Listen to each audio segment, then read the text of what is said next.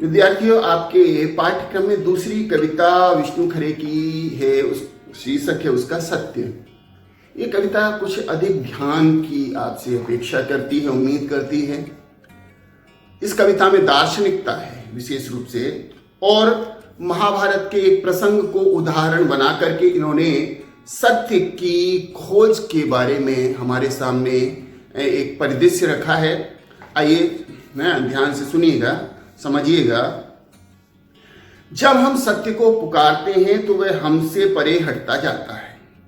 जैसे गुहारते हुए युधिष्ठिर के सामने से भागे थे विदुर और भी घने जंगलों में। क्या होता है कि जब हम सत्य के मार्ग पर चलते हैं तो लगता है कि वह हमसे और दूर जा रहा है, वह दूर हट जा रहा है। कैसे जा रहा है? जैसे गुहारते हुए युधिष्ठिर के सामने से भागे थे विदुर और भी घने जंगलों में। क्यों भागे थे?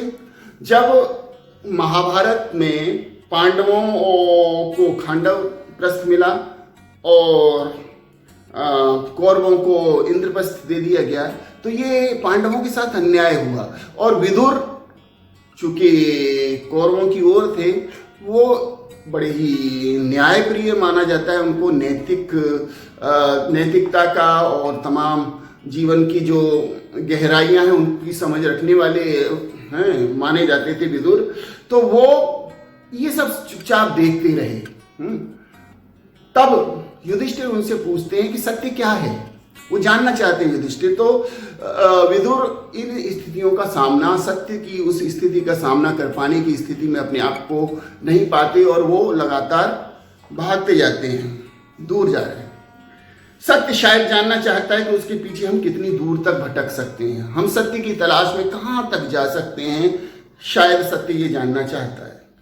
कभी दिखता है सत्य और कभी ओझल हो जाता है, और हम कहते रह जाते हैं कि रुको, ये हम हैं। जैसे धर्मराज के बार बार दुहाई देने पर कि ठहरिए स्वामी विदुर, यह मैं हूं आपका सेवक कुंती नंदन युधिष्ठिर, वे नहीं ठिठकते। क्या होता है? सत्य कभी दिखता है, लगता है कि अब हमें हासिल हुआ, हमें मिला, और अगले पल ओझल हो जाता है। सत्य का साथ न देने पर सत्यवादी जो विदुर थे, यहाँ उनकी मन स्थिति का वर्णन किया गया है। सत्य का साथ दे पाने के कारण विदुर को उनका मन कचोट रहा है और वो सामना नहीं कर पा रहे हैं युधिष्ठिर का। तो बहरहाल, जबकि उनका मन पांडवों की ओर था, युधिष्ठिर की ओर था, तो ऐसे में सामना न कर पाने की स्थिति में वो लगातार आगे जा रहे हैं। और युधिष्ठिर उनसे कहते हैं कि मैं हूं, ये मैं हूं, हे विदुर, हे धर्मराज, आप ठहरिए और मुझे सत्य से अवगत कराइए। लेकिन वो नहीं रुकते। यदि हम किसी तरह युधिष्ठिर जैसा संकल्प पा जाते हैं, युधिष्ठिर जैसा संकल्प यानी दृढ़ निश्चय कि हम मुझे निरंतर चलते जाना है सत्य की खोज में, तो एक दिन पता नहीं क्या सोचकर रुक ही जाता है सत्य, लेकिन पलटकर सिर्फ खड़ा ही रहता है वह दृढ़ निश्चय। सत्य कभी अपना परिचय अपने आप से बोलता नहीं है, लेकिन और कहीं और देखती दृष्टि से हमारी आंखों में देखता हुआ अंतिम बार देखता सा लगता है वह हमें, और उसमें से उसी का हल्का सा प्रकाश जैसा आकार समा जाता है हमें आभास नहीं होता, और सत्य कहीं ना कहीं हमारे अंदर समा जाता है। सत्य स्वयं अपना परिचय नहीं देता। सत्य से एक, जैसे कि विदुर से कहीं एक रोशनी सी निकली सत्य की, और वो हमारे अंदर समा गई, जबकि सत्य ने युधिष्ठिर के अंदर, जबकि विदुर कुछ बोले नहीं।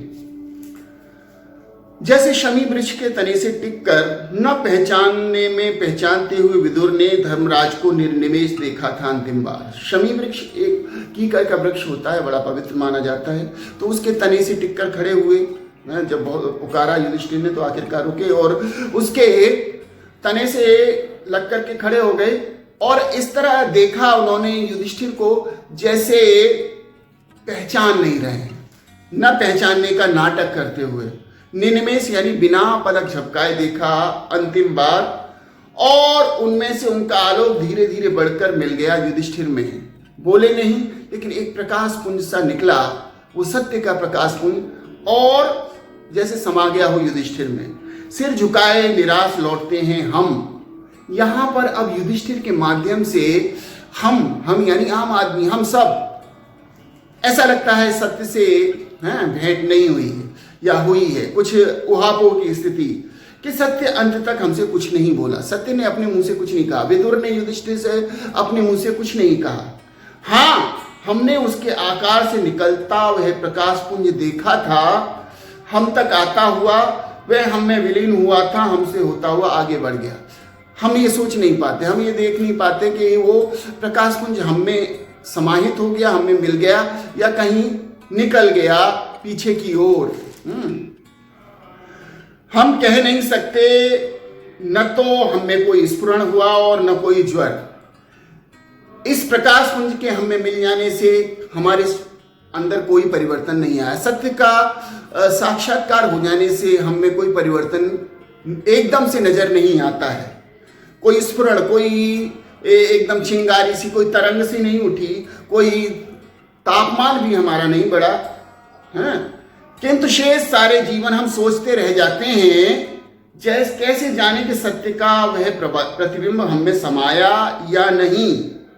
हमारी आत्मा में जो कभी कभी दमक उठता है, क्या वह उसी की छुअन है?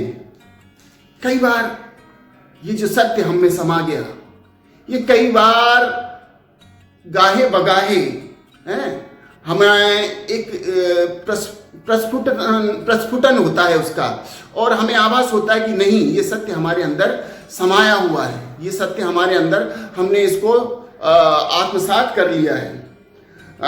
वह सत्य जो विदुर के शरीर से निकल करके वह जो प्रकाश पुंज था, जो युधिष्ठिर के अंदर समा गया था।